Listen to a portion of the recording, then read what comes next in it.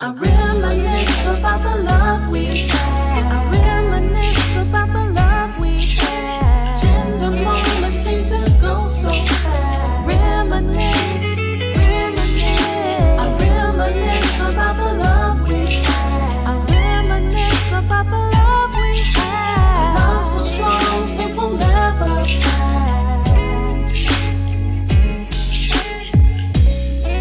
Love Park Connection.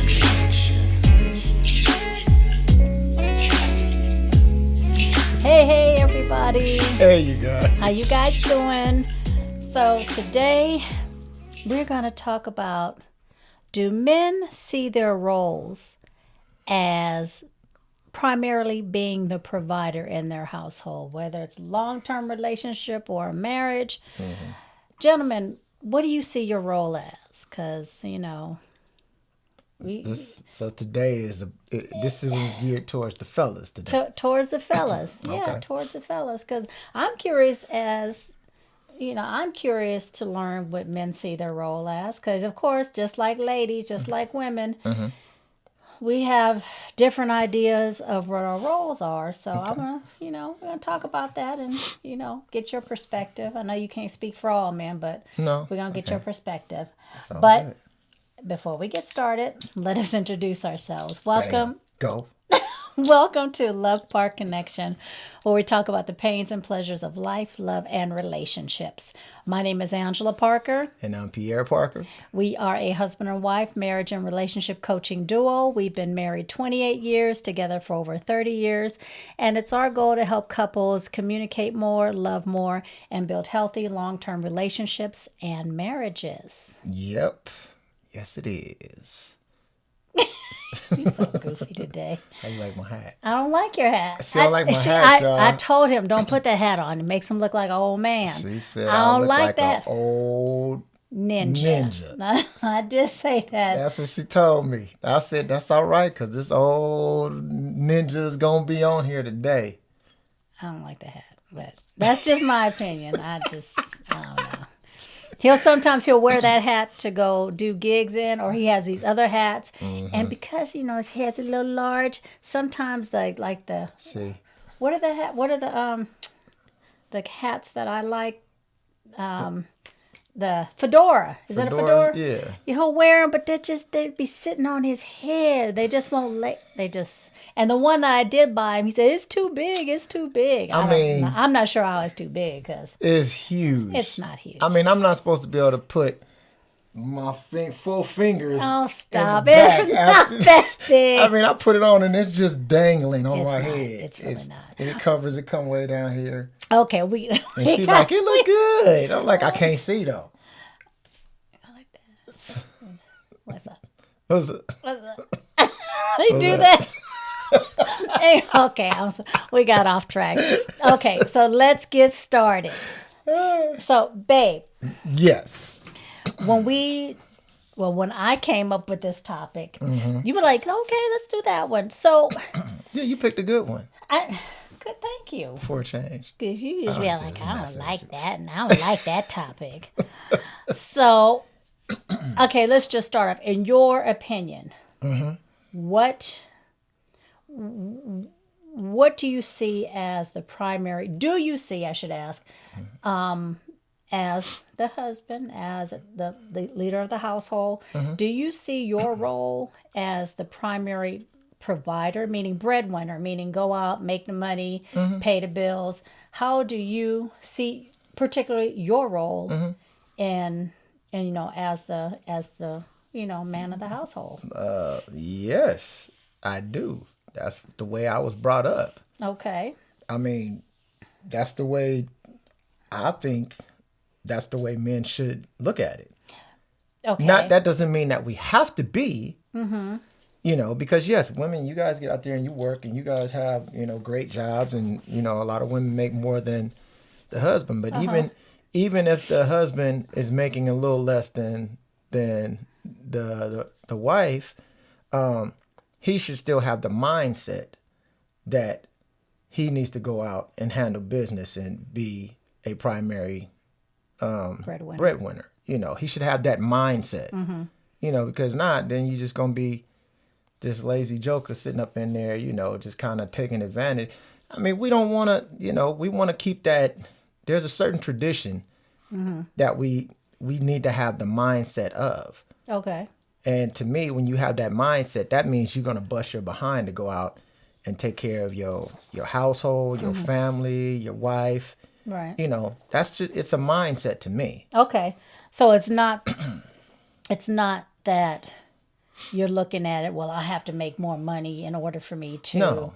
But it's a mindset. It's how you're as the man of the household, how you're thinking about what is your responsibility Exactly. in this team effort. Exactly. Okay. Exactly. Okay. I mean, in our relationship, most of your jobs you've had in the past, you was making more than me. Right. But I still did my thing. Right. And that's what know? I've always said, that even though I was making more, your job was a lot more stable than the jobs that I've had.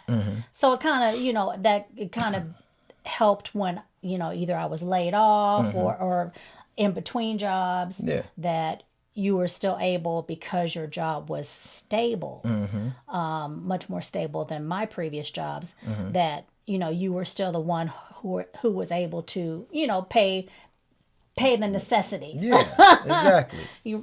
So I just have some questions. I said, I'm just going to get some questions on this particular topic. So and this is your own view, how have traditional views of masculinity shaped the perception of men as providers? And how are these perspectives evolving in contemporary society? So the traditional views, and how have they shaped the perception of men as providers? In traditional views, how do you think it's changed or has shaped the perception of men as providers? And we're talking about traditional views. Well, how those traditional views have shaped it? Shaped the perception of men as providers. Now, if I'm understanding this question correctly, I think what it's doing, it's shaped it to where men start thinking that because they're, the traditional provider and all this stuff, that the men start thinking that they are the power and the king in the house and this and this. Is that what you're trying to say? That's what it sounds like to me. Yeah, and that's it's like what they say. It's their way or the highway and that type of stuff. Right. Yeah, that's. But I don't think it's like that in most houses. Not anymore. No. No. And so how do you think evolving? How do you think contemporary society has changed these views then? Ooh. Well, I think contemporary society now has messed it all up, because I think it's just because the whole this whole thing with the woman movement, and not to say that it's a bad thing at all, but a lot of women had got to the point to where they're like, we don't need a man, we don't need all of this stuff. So that changed a lot of these guys now, changed their way of thinking, and a lot of these guys also haven't come up with fathers and didn't have good father figures, so they had a woman, which was their mother, which was bringing them up. So you come up with when you come up like that, you don't come up with your normal values that a father would give his son. So they look at things different. They don't have a problem with being a guy that's just sitting around not doing shit. Okay. And the woman is doing everything. Okay. They don't have a problem with it. But somebody like me, that would eat me up. I can't do it. Right. Because I was brought up from my dad, who had the old school way of, you take care of your family, you take care of your woman. Yeah. In turn, in taking care of your woman, you're taking care of your children, you're taking care of your household. Right. You take care of all of that stuff. So I can't understand the new style guys who don't have a problem just letting their woman take care of them. Yeah, I can't understand that. To me, you ain't a man. Oh. Honestly, you're not. You're not a man. Okay. You something else. But what if they have a household where, there's small children, and maybe he's he's not the primary breadwinner. When I say primary, I mean he's not making the bulk of the money. There's nothing wrong. Well, we established that earlier. That's nothing wrong with if the man. Well, no, hear me Oh, go out. ahead. What if he Sorry. wants, and so what if they decide that he's going to be a stay-at-home dad? I'm not shooting that down because I actually stayed at home for a while and was a stay-at-home. I was still working. I just took time off. Right. When Tia was born, you couldn't get the time off. Right. So I stayed at home. I'm not shooting that down at all because at least he's still working. He's still doing something at the house. Yeah, we all know that staying at home with the kids, that is a goddamn job in itself. Right. That's a job. And the mothers that do that, I commend you. 'Cause just staying home with my daughter when she was born and all that stuff, that shit drove me crazy. Yeah. So, yes, I am by no means saying that that's not a job and that's not cool. No, I don't have a problem with that. I have a problem with the ones that ain't doing shit. Look, You hear that, man? y'all know who I am. I'll be blunt. Those of you who know me, I'm pretty calm on this show. But in real life, I don't hold shit back. So, yes, the ones that are just sitting around not doing nothing and letting their wives do all the stuff and, they get mad at their wife because they won't buy them no shoes or they won't buy them the latest whatever and these different things. It's Sound like you know some people like that. what? But I'm just saying, different things, those type of guys like that. Yeah, I had some buddies that got mad at they girls because they wouldn't get them the newest video game and stuff like that. Don't get me started. See, I was about to get on my soapbox. Let me push that box back in there. But anyway, but no, those are the ones I'm saying. Those are not men to me. Okay. Those are not men, because if you had any ounce of teaching on how to be a man, you would feel real stupid and feel real weird if you are just having your wife do, or your woman do everything, and you really ain't doing nothing and you ain't bringing nothing to the table. So let me ask you this, because as we know that, especially being a black man, sometimes it's harder to find those type of jobs. Sometimes there's more challenges. Yes. So how do you think the job market influences a man's perception of what his role as a provider is? I think it can have a lot to do with it. But are you giving them an excuse then? Well, I don't want to say I'm giving them really an excuse, because I was one of the ones that was in that position one time. It was hard for me to get a job. Yeah. And that's probably why I stuck with this job for so long. Right. It was, like, I remember when, times when you had lost your job, it was like you got another job real quick. Yeah. Real quick. Yeah. And I remember way back in the day, I've been in my job for a long time. Yeah. So way back in the day, when I was in between jobs, it took me a long time to find a job. And I was putting applications in and this and this and that. And it was just hard for me. Yeah. So, I do want to say that, yes, that can be a factor. But there are some, there are some guys that just, nah. They give up too easily. Yeah. Or they might say, well, I'm not going to just take any job. If I can't get, and I understand you not wanting to take a fast food job. I mean, I get it. There's some things, especially if you're living in California, working in a fast food restaurant, you can't really do nothing with that. But, that's sometimes their excuse or their way out to say, I can't find a job. Yeah. But I still look at it like this. There's places, UPS, now Amazon, and places like that. And even actually, even McDonald's now is starting out at like $21 Uber drivers. Uber, we have a friend who does Uber, and you can make pretty good money. Yeah, that's what I'm saying. Uber. There's things to be done.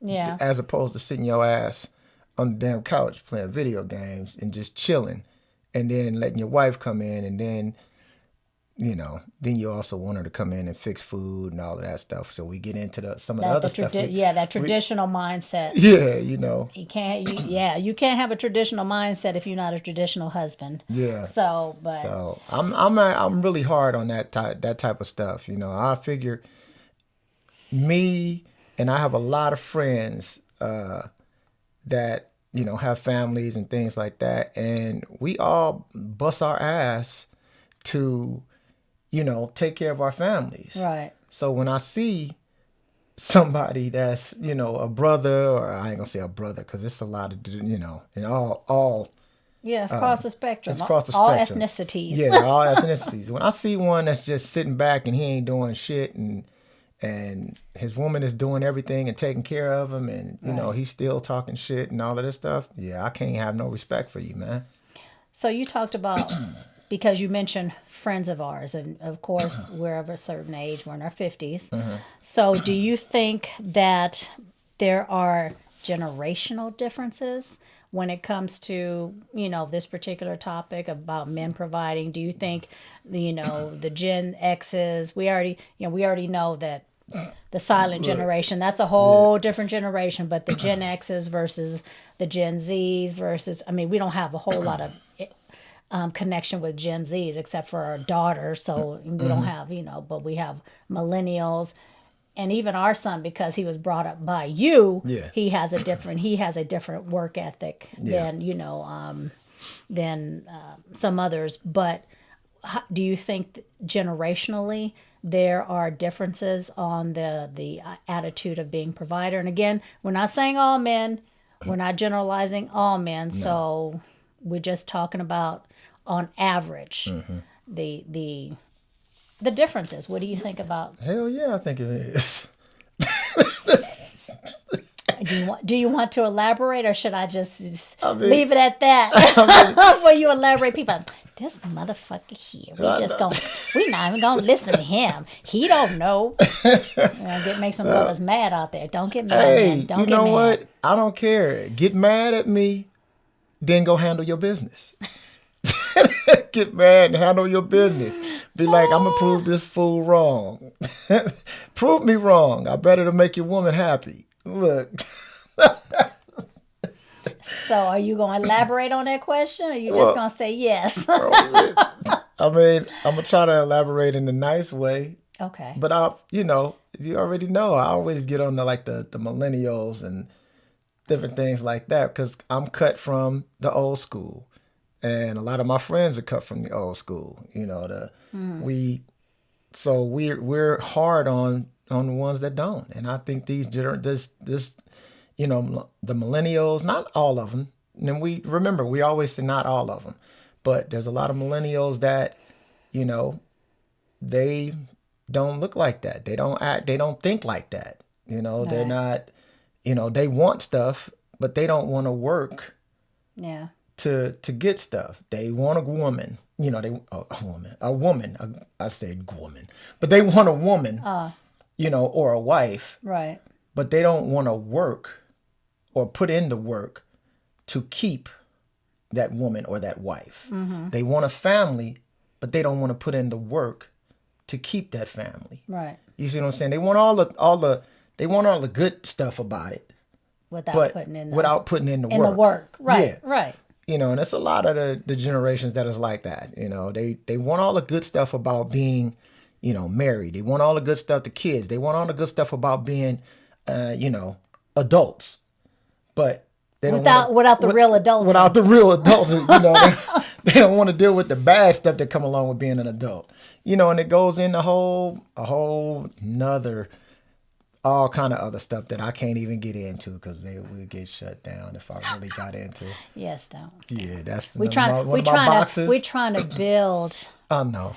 Oh, please remember to like, share, and subscribe. I always forget to say that. So please remember to like, share, and subscribe. Hit the notification bell. Mm-hmm. When you hit the like button, it helps people find us and helps people learn about our channel. So please like, share, subscribe, hit the notification bell. And please comment. Oh, and yes, comment. Comment. So with that being said, what challenges do men face when deviating or moving away from traditional provider roles? What challenges do we Yeah, face? what challenges do you think men face when they're moving away from the traditional provider role? Like you said, in your opinion, the tradition the your take on this and how you feel is, as a man, you're the provider. You should be the main provider. You should be the one making sure things get handled. And then when men move away from that, do you think there are challenges for men when they Well, start moving away from that mentality? Because you said it's a mentality. It's it not is a just mentality, it's not yes. just about, oh, I got to make the most money and provide, and we talked about that. But it's a mentality of, I'm the man of the household. I'm the provider. I'm supposed to be taking care of my family, protecting and providing. So do you think that becomes a problem when men start moving away from that role? Yeah, I think it becomes a problem. I think the problem starts in your house because I think your wife or your woman starts to lose respect for you. That's, yeah. We talked about this. And I'm going to speak from my experience of being a wife of 28 years. And again, we go back to, even though I've made a larger salary than Pierre over the years, he's always had a steady income. He's always had that steady job where I knew, okay, well, if something happens with my job, especially in the industries that I've been in, that I've known that you're able to, you take over the reins until I can find something else. And it was always comforting. I recently lost my, last job, and he was like, okay, I'm gonna put you back on my medical, so that I didn't have to worry about, okay, do I need to go out and pay for medical or whatnot. But knowing that he had, oh, can I say that? Well, I already said it. He worked. Even though I knew that I knew he had a job that he's been at for so many years, and it was a stable job, that I was like, okay, I can breathe a little easier and not have to be so worried about, okay, how are we going to pay bills? How are we gonna, because he's always been able to provide. And that ultimately gives me a whole lot of respect, saying, okay, he's got it handled. We'll work it out. We'll figure it out. And that does it. It's because you're the head of the household. I ain't going to say leader because we are equals, but you're the head of the household. And I know that you're going to provide, and I always say protect because that's a part of it. Yep. Then there's that ultimate respect. Yeah. So, And at the same time, not only do you lose respect from your woman, but you also start to lose respect from your peers. Because you heard me, like I said, I really can't have a respect for a dude that just sits around and just lets his woman run it all. right. And you ain't even trying. Right. So it's hard for me. Or if you're doing the bare minimum, because Or the bare minimum, you yes. there's one thing just not to try, but it's also, if you're doing the bare minimum and you're not trying to elevate up a Yeah. little higher, then that's also, to me, you're going, okay, man, you can't do no better. Exactly. Come on. When you know you can. See, Right. that's the thing. If you know you can and you have the opportunities and all of these things to do better, but you just don't. You don't get that respect. Yeah. Why should you? Exactly. So I'm not going to ask that one because the question was, and I'll see if you want to answer this one. How can we challenge and redefine traditional gender norms to create a more inclusive and equitable understanding of men's roles in both personal and professional spheres? Lord. That was a mouthful. Yeah, So it we're gonna was. skip over that one. But if you guys have any ideas on that one, or any your own They opinions? ain't gonna remember all that either. Oh, okay. They gonna have to rewind it back. Right. What Did did she she say on this part? say? What did she say? Okay. So how do men see themselves?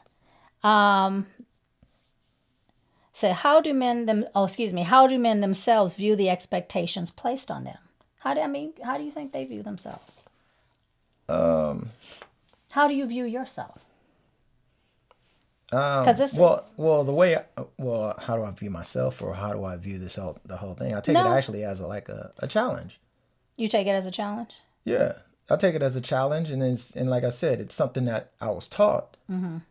So my thing is, I want to try to be the best provider and all of that stuff, protector and all that stuff that I can be. Yeah. And then I look at it as I'm trying to live up to what my dad was. Right. Because my dad was, to me, in my head, in my mind, me and my dad had, we have our bumps and bruises. We had our little problems and things here. Right. But as far as a father and being there, my dad was absolutely perfect. That's the way I can put it. He was perfect. He was always there. My mom and my dad split up when I was like 5, but but it seemed like he was always there. It seemed like he was there every day. He was picking me up every weekend. So, but if I got out of hand with my mother, all she had to do was make a call, and he was right there whooping my ass and then leaving. I'm like, Good old silent generation. yeah, silent generation. He drive up. They didn't spare the ride. He drive up. You like, Get out the car, damn. pull off his belt with my ass, blah, blah, blah, blah, blah. All right, back in the car. I'll see you when I pick you up Friday. Drive off. So I'm like, damn, he just come in with my ass and leave. I also know that you kind of instilled that, and you've talked to, our son. Of course, you talked to him quite a bit. And I think that was one of the things that he also has been over the years, because when he was a kid, he didn't appreciate it. But over the years, how he's also said, I have big shoes to fill. I had, so you're also passing that down. That hey, when you find your wife, or when you find that person that you're going to be with. Yeah. Long term, then this is how you as a man are supposed to, take care of your home, take care of your woman, take care of your family if you have a family. Yeah. But to be that head of the household, and to be that provider. Yeah. Because Exactly. there's more things. That's another thing I wanted to kind of touch upon, because there's more than just bringing home money that, to me, is defined as being a provider. There's more to just being a provider than just bringing home money. And I also want men to realize that bringing home the money is all well and fine, but what do you do? What else are you supposed to be doing to make that relationship stronger, to make your woman feel like she's being taken care of, or she's being protected, and that you're showing that connection with her. So being a provider, to me, as a woman, is more than just, okay, here's a paycheck and pay the bills and I'm out. I'm gonna go watch a video game. I'm gonna play video games or watch, so there is more to it, than just bringing home the money. Can you elaborate a little bit? It is. I mean, it's a lot more to it. I mean, you got to come in and not only am I just, making sure the bills and stuff are paid, but it still goes into spending time. Right. I got to spend time with you, give you your quality time, Quality time. Even if that quality time is, like we always say, going for a walk. Yep. Just because we have our best conversations when we are walking. Matter of fact, we had to start, actually, even driving in the car, we had to start recording our conversations now, because we were like, oh, that'd be good for the show. So, yeah. But, that quality time, spending that time with you, spending time with the kids, and, all of that stuff. And, spending time with the animals. The four-legged kids. They be wanting the time just like a regular kid. I walk in the house and they all over me like regular kids. Right. So I got to give them time, and then... and then just taking care of stuff around the house, trying to do stuff around the house, And taking care of yourself. And taking care of myself. That's going to be a podcast we need to do. What, taking care of myself? No, making sure that keeping yourself healthy, as a couple. Yeah. Doing it as a couple, but that'll be something else. Yeah. But I mean, those are all very needed, because I think sometimes, and this might be more old school, But I know when I was growing up, my father was big on, I go out and I make the money, but the time that he spent with us as kids Yeah, wasn't very minimal. very minimal. Yeah. And the time he put into his first marriage with my mom was minimal. Yeah. So it's more, and I think sometimes men can get that twisted and forget that, hey, yes, you're providing, Yeah. or you're helping, you guys are partners and a team, but there's more to it than just saying, hey, here you go, pay the bills. Yeah. When you're talking about being a provider, because that provider also means emotional. Yeah. It also means like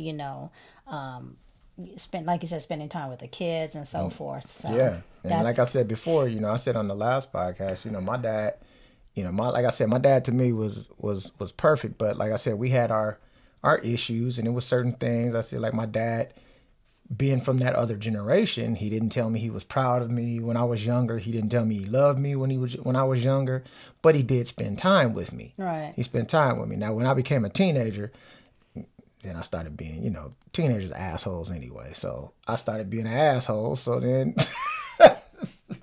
he started spending less time with me.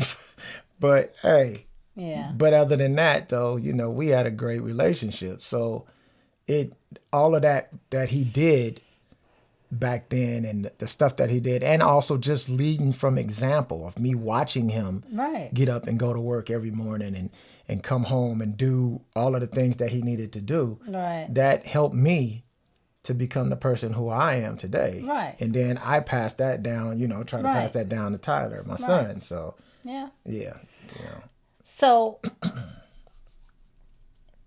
in the relationship, how do you think, on both sides, I can speak from my perspective as the woman, but how do you think steps should be taken to foster open communication about these expectations? Because I'm sure on as a man, sometimes you get frustrated. You feel like, well, I'm doing everything I can do. I'm pulling my, I'm doing my part as this team, because couples are a team. Yeah. How do you think, what steps can be taken to, have open conversations about what's expected? Well, I mean, now as far as Like if a man's frustrated, because I'm sure at times as a man, you're like, I'm doing everything I can do. Yeah. But maybe your woman is thinking you need to do more. So that was going to be my question. Is he frustrated with his wife or his woman, or is he frustrated with just life in general? I would say in this, since we're talking about, this pertaining to a family, he's frustrated with what, maybe his woman's not feeling that he's doing enough. He's not providing enough. And that's where I think they have to sit down and have a talk, and she has to really try to understand his side.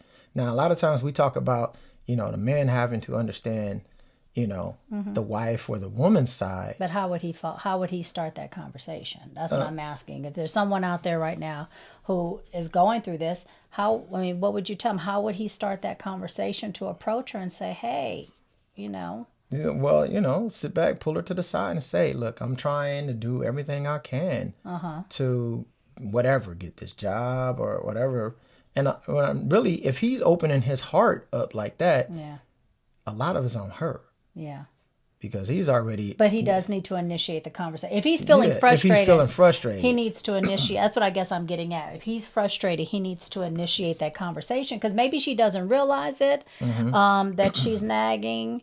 or that she's saying things that are hurtful or not understanding what's going on. If the situation is, hey, he's got, he's trying to find a job, maybe he's in between jobs, maybe he's at a low paying job and he's trying to find something else. And, we go back to as long as he's just not sitting around twiddling his thumbs or playing video games, that he's helping around the house. He's doing whatever he can around the house. If she has to go out and work and be the primary breadwinner at that time, then, that conversation needs to be had. But he has to open up and say, hey, this is how I'm feeling. This is, we need to sit down and talk. And ladies, yes, you need to be able to sit back and listen, and ask questions. You have the right to ask questions, but you need to really sit back and listen with an open heart and open mind, because I'm going to say 9 times out of 10, well, 8 times out of 10, I don't think, if you have a good man and he's a good man, I don't think he's just trying to just get by doing the bare minimum. So you really have to be willing to have that open conversation and listen to how he's feeling.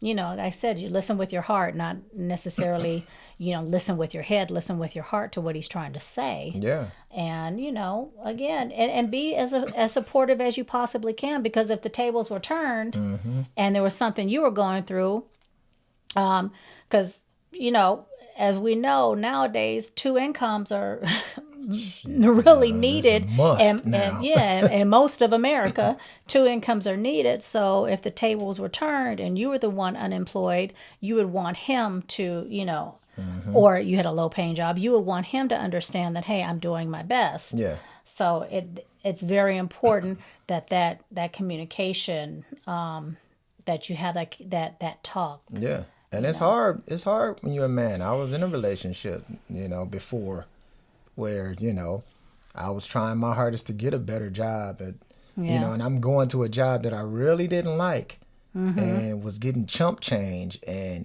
you're coming home and you're still trying to, get your mind together, and the job was a really, hard job. I'm coming home tired and sore every day, but making chump change, and then you walk in, and then the person is like, when you gonna get another job? How come you ain't looking for another job? You ain't blah, blah, blah, blah, blah. And, for a minute you might be like, okay, I'm cool. After a while, you get tired of hearing that stuff. Yeah. So it's like, ladies, keep that in mind. Keep that in mind. There's, if a man is saying he's out there doing that, if you don't know him to be a liar, but, Right. because some niggas is full of shit. But, what did I say? Yes, ninjas. There are some guys out there that's full of shit. Sorry about that. sorry. We've been having blackouts. Yeah, we got real bad. Yeah, the weather is pretty bad here right now in the Bay Area. So sorry. Anyway, Yeah. keep going, babe. I'm gonna turn on this light. All right. Yeah, we've having some real bad winds right now, so we've been having little blackouts all day. But like I said, if you have a man and he's out there and he's working a horrible job that he really doesn't like, and he's trying to get out of there, just be as supportive as possible. Exactly. Let him, because he's already feeling the weight that he's not doing what he needs to be doing. Yeah. And if he's anybody that's like me, who grew up with a father who was a great example of that, he's not, he's feeling horrible. He's feeling like shit. Yeah. So think about that, ladies. Exactly. So we're gonna go ahead and wrap this up. Yeah, we can wrap because of the winds. We don't need to keep. We've been having blackouts all day today. So, any last words of wisdom that you want to give to the gentleman? Just, fellas, and a lot of times I always say that a lot of times, guys, that grew up with single moms, and stuff like that. It may seem like I'm always talking about that, but it's not, because I know a lot of good guys who grew up with single moms, and I know a lot of single moms who busted their asses to get their sons to be great men. Yep. So I'm not putting that down at all. I'm just trying to say that you have to have, if you're a single mom, please try to find a good male figure for that man, for your son. Please. That helps so much. Yeah. I mean, I was blessed to have a great father, but I also had great uncles. I also had great friends of the family. And then another thing that I always did was I talked to a lot of older guys than me, that always instilled something in me. So, if you don't have a husband or a boyfriend, maybe you have a brother, maybe you have a friend of the family, or something like that can come in and be a good father figure for that boy, because it means a lot. Yeah, just a good male role model. Yeah, it means a lot. Yep. So that's what I have to say to the ladies. Now, fellas, come on, if you one of them dudes, stop being one of them. Stop being one of them. Don't be one of them, and find you a partner that could probably help you to get yourself together on that. You know, you want to take care of your family, man. Exactly. Take care of your family. Get off the game. Get off the Get off the game. All right, Get out y'all. the game. Look, I like games too, Yes, you do. Yes, you do. but I took care of my business. Yes, you did, baby. You did. Yeah. So, you guys, thank you again for joining us. We truly appreciate it. Again, please remember to like, share, subscribe, hit the notification bell, comments. Comment. Right. Need We say that comments. all the time, but you guys don't comment. So, but anyway, or a few of you do. But anyway, so please, do all those things, and we truly appreciate it. And comment, and real quick, comment and let me know how my hat looked. Was my hat cool? Was it all right? You know, You sure you want them comments? you know. You don't. I know you don't care. don't You got care. You got that tough cancer shell on the outside, huh? Yeah, we can't say cancer because they're gonna say cancers is sensitive.